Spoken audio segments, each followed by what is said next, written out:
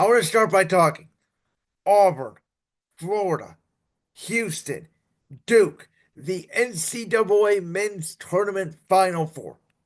And if you listened to my conversation with David Profusik, who is a college sports expert, the man loves college football, he loves college basketball.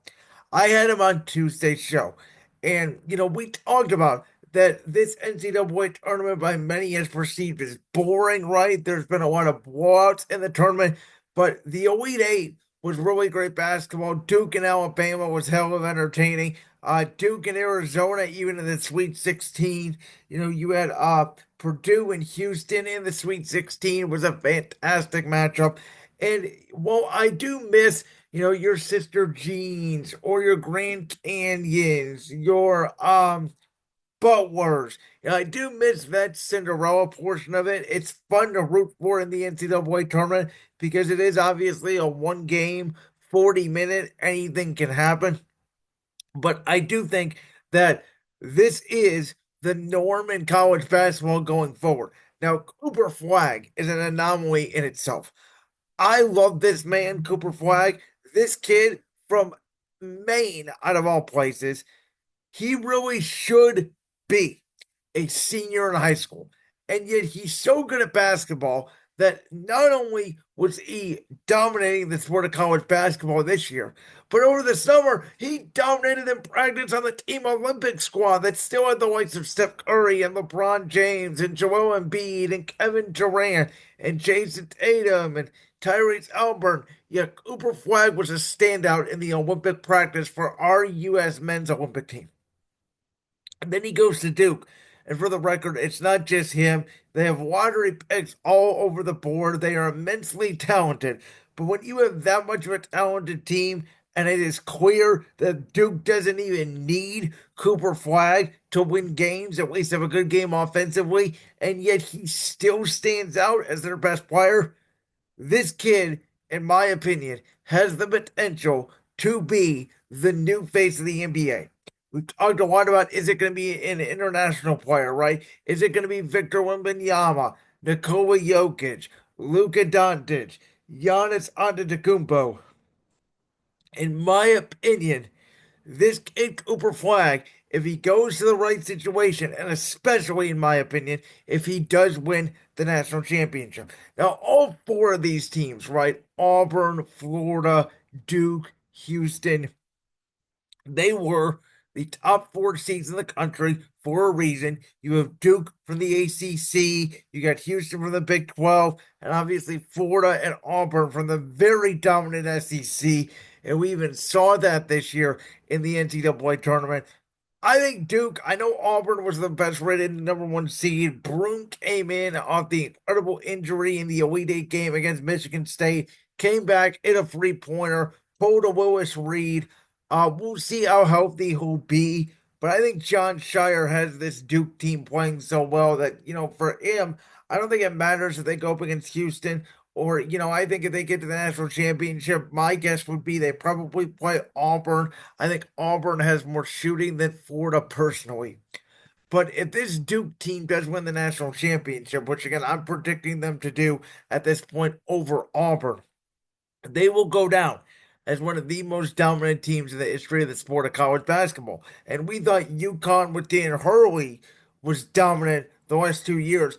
I think this Duke team, because they're so big, right? They're big, they're fast, they're athletic, their bigs can pass the ball with ease. Their guards are tall and lengthy. They get into you, they defend you.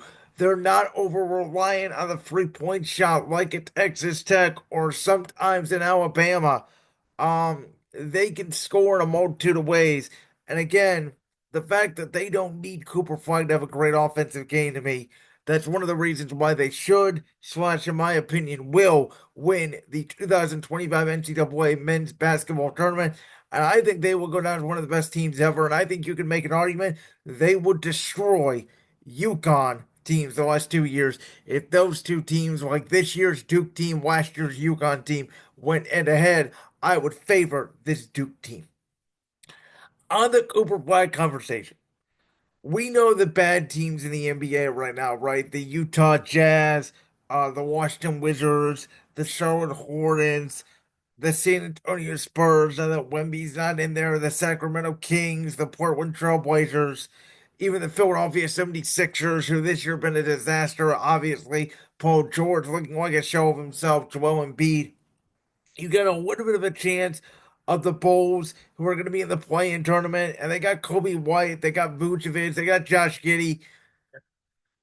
But man, would it be great for the NBA if this kid Cooper Flagg would get to go to an Eastern Conference and not even resurrect a Wizards team because they're a complete joke of a franchise or a Charlotte Hornets franchise.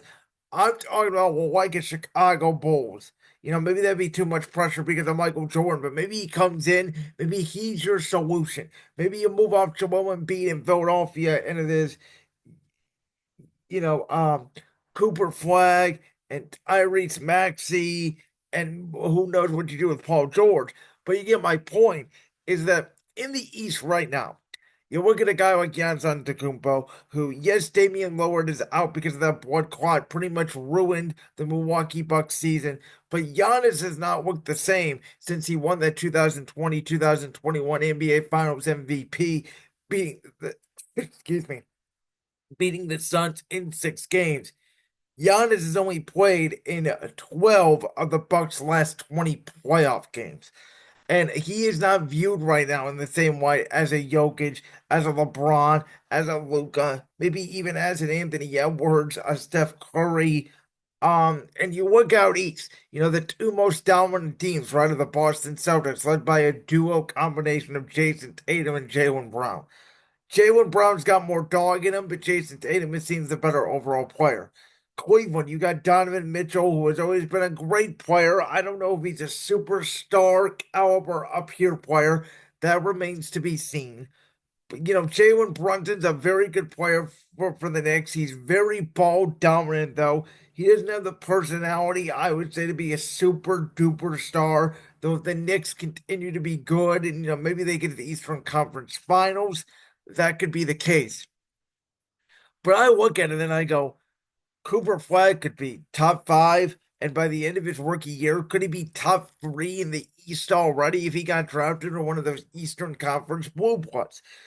I mean, out west is ridiculous, right? You got SGA, you got LeBron, you got Steph, you got John Morant. You have a Kevin Durant, you have a Victor Wembanyama, you even have guys like Zion Williamson, Kawhi Leonard. We got, De'Aaron Fox is now in San Antonio. You got guys like in Houston, you got Ahmed Thompson, you got Jalen Green, um, and the big guy, um, defending the rim there. And so, in my opinion, the way Sengun, I kept forgetting his name for whatever reason. I drew a blank. I'm not going to edit that out for the record. I want you guys to see my dumb brain working in real time. You got Sengun up there, who I think is going to be a big star up there in Houston. So, in my opinion, right, Cooper Flagg really does need to go to the Eastern Conference. Joel Embiid's always injured. Giannis Antetokounmpo at this point is always injured. Damian Lillard's not the same player he was in Portland. Again, I don't think Jason Tatum or Jaylen Brown have that dog in him to be a bona fide superstar, and I don't know if Donovan Mitchell or Jalen Brunson have it in him. So, Cooper Flagg, with everybody out west and with all these start times coming at 10 and 30, and us Eastern folks not really seeing the true best players until we get a little bit more into the playoffs, and the West is seen as so much more dominant and obviously so much more competitive than the East, that Cooper Flagg, if he does not go to a Philly or Chicago or at least a stable organization, even out west to San Antonio, sure, Cooper Flagg and Victor Wembanyama would be must-watch television. But if he gets shrouded by a Wizards or he gets shrouded by a Charlotte, if I'm Cooper Flagg, I am returning back to Duke for a sophomore season. Try to go for a repeat with John Shire and that crew and see what happens the year after because I don't want this kid getting what happened to him happened to Zion Williamson. And some of it was Zion was, his weight issues and all that, and he was never healthy, and I get it. But also the same thing that happened to Zion happened in New Orleans with Anthony Davis. For New Orleans, who's really bad this year, by the way, again, just buries the poor kid, and they don't get any television time, any exposure, any of that. So this Cooper Flagg kid is so special. His defense, his passing, his rebounding, his ability to score from anywhere, his ability to put the ball on the floor. I don't think people are realizing that if this kid continues to grow on the trajectory he's at, he's going to be a walking bucket in the NBA and he's going to get you points. We may be looking at an all time generational talent here in Cooper Flagg. Like that clip from the Brand's World podcast? If so, make sure you go down there and hit that subscribe button. While you're down there hitting the subscribe button, make sure to also hit the notification bell so you never miss another upload. And make sure you check out all the other clips from the Brand's World podcast right here on YouTube.